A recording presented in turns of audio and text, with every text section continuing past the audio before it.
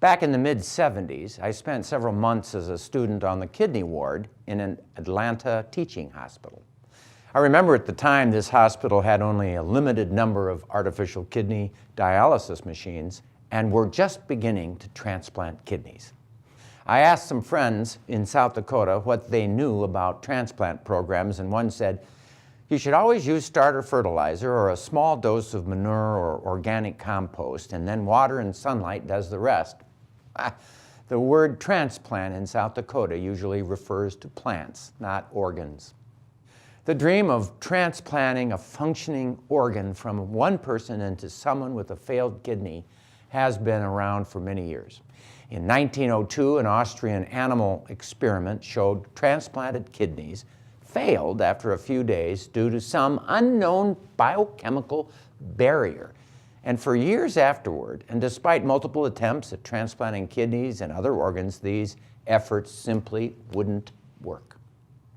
The cause of rejection came in the 1940s when a London scientist began defining the body's protective immune system, which fought invading infections and infestations, and which would also not allow an organ with too many genetic differences to be transplanted from another body.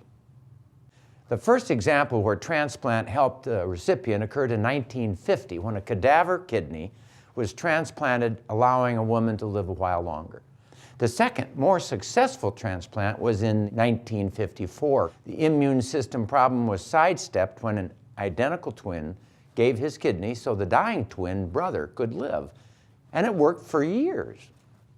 Finally, in the 1960s, we gained some ground after learning about matching for blood transfusions and, in a separate vein, about turning down the body's immune system using medications originally used as chemotherapy for cancer.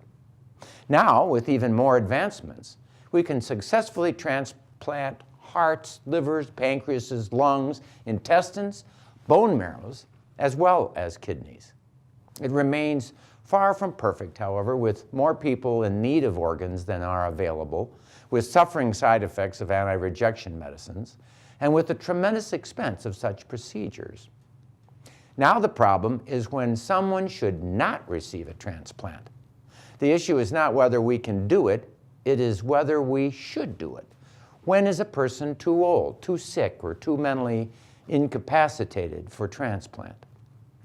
Advances in transplant science have brought wonderful improvements to the quality of many lives, even saving costs over dialysis. But this all comes with also knowing when to let nature take its course.